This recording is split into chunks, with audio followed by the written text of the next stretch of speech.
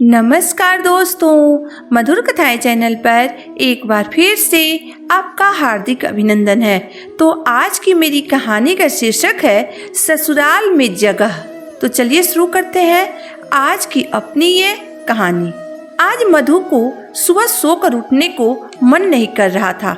ठंडी की सुबह होने के कारण उसे बहुत आलस आ रही थी। रजाई में से निकलने का बिल्कुल मन नहीं कर रहा था। वह अभी अपने बेड पर ही थी कि तभी उसका पति नवीन उसके पास आकर बोला, क्या बात है मधु, आज तुम्हारी तबीयत तो ठीक है ना? ये कहते हुए वह उसके माथे पर हाथ फेरने लगा। पति की इतनी प्यार भरी बात सुनकर मधु मुस्कुराते हुए बोली, तबीयत तो मेरी ठीक है, परंतु आज उठने को मन नहीं कर रहा है, आलस ने घेर रखा है। फिर वह अपने बेड से नीचे उतरती हुई बोली, नवीन आप जल्दी से फ्रेश होकर नीचे आ जाइए, तब तक मैं आपके लिए चाय नाश्ता बनाती हूँ। मधु को देर से अपने कमरे से बाहर आते हुए देखकर उसकी सास कौशल्या जी गुस्सा होते हुए बोली, ये क्या तरीका है मधु, ये कोई घर के बहू को सोकर उठने का टाइम है क्या?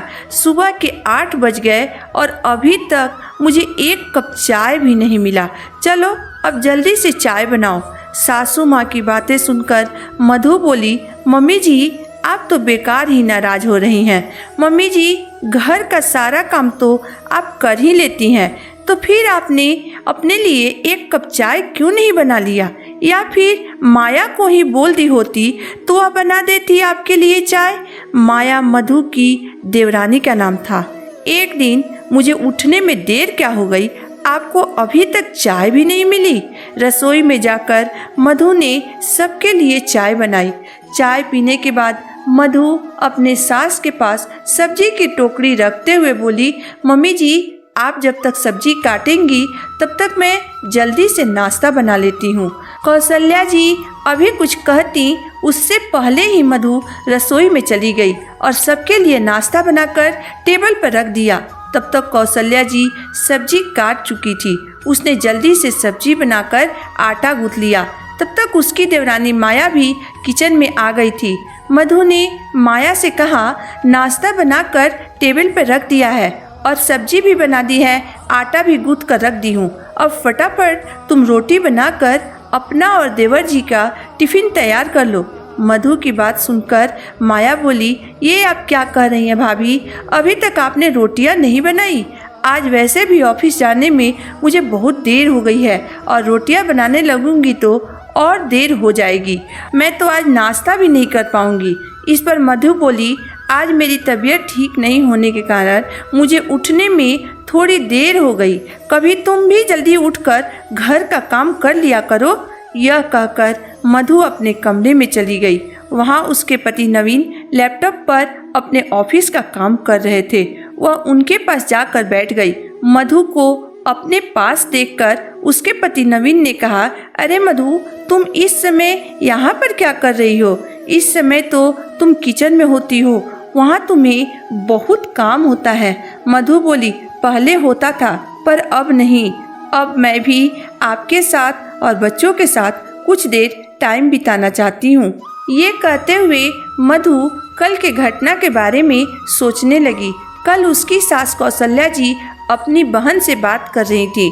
पूरे आधे घंटे तक बात के दौरान वह केवल अपनी छोटी बहू की तारीफ करती रही, क्योंकि वो नौकरी करती है और मधु हाउसवाइफ थी। इसके सिवा उनके पास और कोई बात नहीं था। नौकरी नहीं करने के कारण मधु सास की नज़रों में सबसे बेकार बहू थी। घर के काम उनके लिए कोई मायने नहीं रखता था।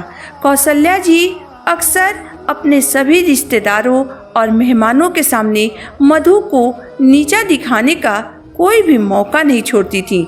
आज मधु को अपनी माँ की कही हुई बातें याद आ रही थी। उसकी माँ अक्सर उसे समझाते हुए कहती थी, बेटा ससुराल में जगह अपने आप नहीं बनती है, बल्कि वहाँ अपने लिए जगह खुद बनानी पड़ती है। मधु ने आज सोच लिया था कि अब मैं अपने ससुराल में अपना सम्मान और अपना जगह बना कर रहूँगी। मधु अभी अपने सोच के सागर में डूबी ही थी कि बाहर से कौशल्या जी की आवाज़ सुनाई दी, बहू ये सब क्या है? नाश्ते में मेरे लिए उपमा नहीं बनाई, और हाँ तुम अपने ननद के लिए टिफिन भी नहीं बनाई और चली गई कमरे में आराम करने।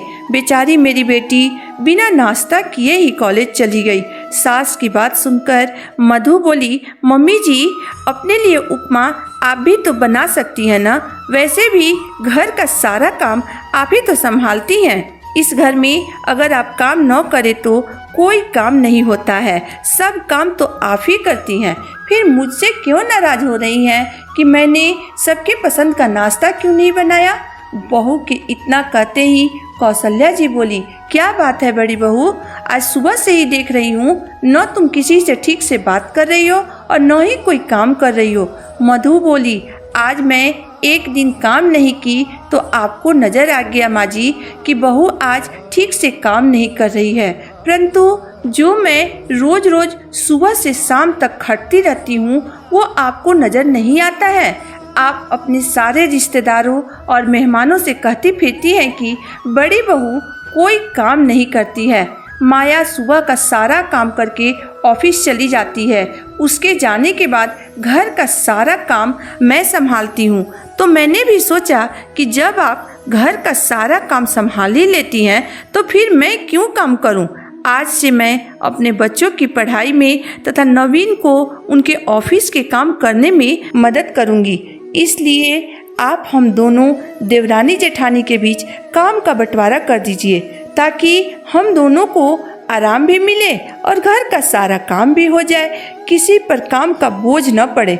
बहू की बात सुनकर कौशल्या जी को अपनी गलती का एहसास हो गया। वह हैरान होकर चुपचाप अपने बहू को ताकने लगी। तो दोस्तों आज की मेरी कहानी यहीं तक थी।